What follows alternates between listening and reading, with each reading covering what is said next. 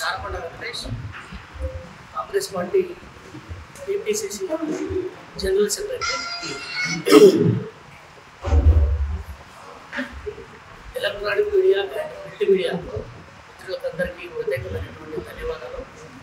ముఖ్యంగా అసెంబ్లీ ఎన్నికల తర్వాత తెలంగాణ రాష్ట్రంలో ఒక ప్రజారంజక పాలన కొనసాగుతున్న విషయంలో ప్రజల్లో పట్టుకెళ్ళింది.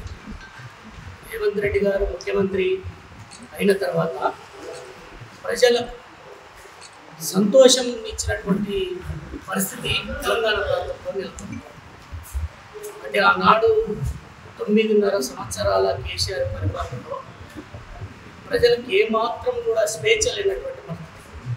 కనీసం ఒక ప్రజాప్రతినిధి దగ్గరికి వెళ్ళి, అంటే ఒక ఎమ్మెల్యే కానీ, మినిస్టర్ కానీ, లేదంటే కింది స్థాయిలో గ్రామీణ ప్రాంతంలో ఒక సర్పంచ్ కానీ, లేదంటే ఒక ఎంపీడీసీ, జెడ్పీటీ స్థాయి నాయకుల దగ్గరికి వెళ్ళి తమ సమస్యను చెప్పుకునేటువంటి పరిస్థితి లేనటువంటి ఆ యొక్క గందరగోళము ఆ 9.5 సంవత్సరాల కేసీఆర్ పరిపాలనలో కొనసాగింది.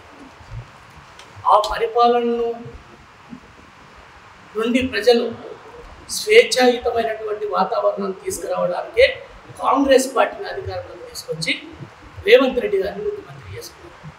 అంటే ఇక్కడ ప్రజలు కోరుకున్నటువంటి విషయం ఏంటంటే, చరిత్రలో ఎప్పుడైనా కూడా ఎవరైనా ఒక నియంతలాగా ప్రవర్తిస్తే ఆ నియంతకు బుద్ధి చెప్పి ప్రజలు ఒక ప్రజాస్వామ్యయుతమైనటువంటి వాతావరణాన్ని నెలకొల్పుతారనడానికి మన జరిగినటువంటి అసెంబ్లీ ఎన్నికలే ఒక రుజువు అనే విషయం ఈరోజు అర్థమైంది. కాబట్టి తెలంగాణ ప్రజలు చాలా స్పష్టంగా ఈరోజు ఉన్నారు. అంటే గత 9.5 సంవత్సరాల్లో కేసీఆర్ ఇచ్చినటువంటి హామీలు ఏ ఒక్కటి కూడా అమలు కాలేదు.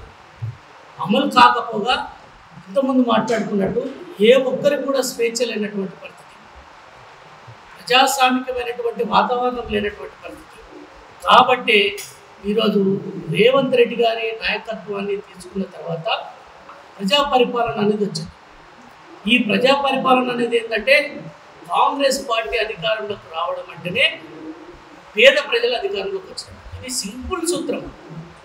కాంగ్రెస్ పార్టీకి ఎప్పుడైనా కూడా ప్రజలు ఎట్లా పట్టం కడతారు అంటే, మాకు గతంలో మేలు చేసినటువంటి పార్టీ ఏ పార్టీ చూసుకుంటారు, గతంలో మా సంక్షేమాన్ని అందించినటువంటి పార్టీ ఏదో ప్రజలు ఆలోచన చేస్తారు.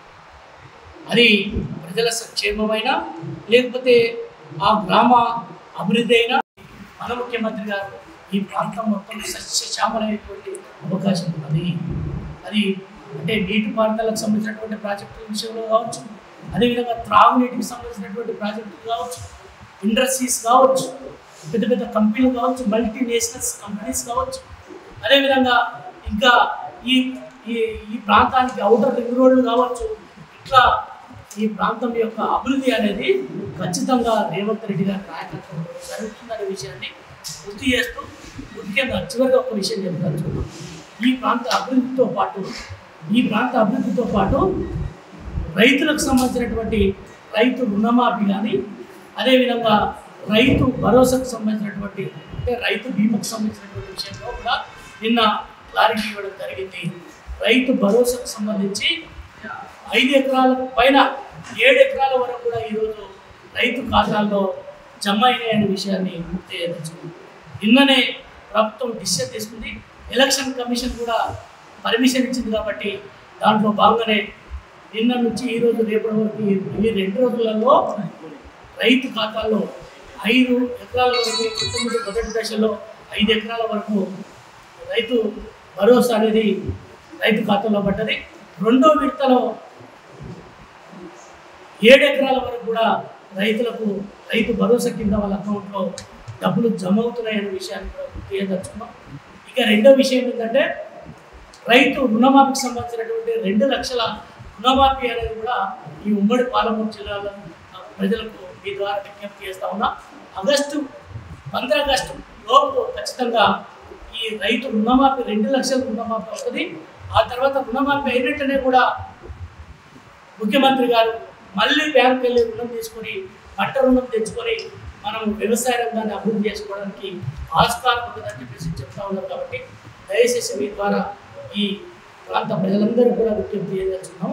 ఇక్కడ 6 గ్యారెంటీలతో పాటు రైతు రుణమాఫీ కానీ, అదేవిధంగా రైతు బంధుకు సంబంధించినటువంటి రైతు భరోసా అనేది ఖచ్చితంగా అమలవుతుందనే విషయాన్ని చెప్తూ, ఖచ్చితంగా ఈ పార్లమెంట్ ఎన్నికల్లో కాంగ్రెస్ పార్టీ రేవంత్ రెడ్డి గారి యొక్క నాయకత్వాన్ని బలపరిస్తే ఈ ప్రాంతం యొక్క బలం పెరుగుతుందనే విషయాన్ని మీ ద్వారా గుర్తు చేస్తాను. ఎందుకోసమంటే రేవంత్ రెడ్డి గారికి బలం ఇస్తే, అంటే కాంగ్రెస్ పార్టీకి ఓటేస్తే రేవంత్ రెడ్డి గారికి బలం ఇస్తుంది. రేవంత్ రెడ్డి గారికి బలం ఇస్తే ఈ ప్రాంతం అభివృద్ధి చెందుతుంది, అంటే మన బలం పెరుగుతుంది. కాబట్టి దయచేసి మీ ద్వారా చెప్తా ఉన్నా, ఈరోజు డాక్టర్ మల్లు రవి గారిని ఇక్కడ భారీ మెజార్టీతో గెలిపించారు. ఎలక్షన్ ఏజెంట్కి సంబంధించినటువంటి నియామకాలు కూడా ఈ 7 నియోజకవర్గాలకు జరిగినాయి. అందులో భాగంగా మన పసుపుల నరసింహన్న గారిని కొల్లాపూర్ నుంచి నియమించడం జరిగింది. కాబట్టి వారికి ప్రత్యేకమైనటువంటి ధన్యవాదాలు తెలియజేస్తున్నాం. ఈ విషయాన్ని కూడా ద్వారా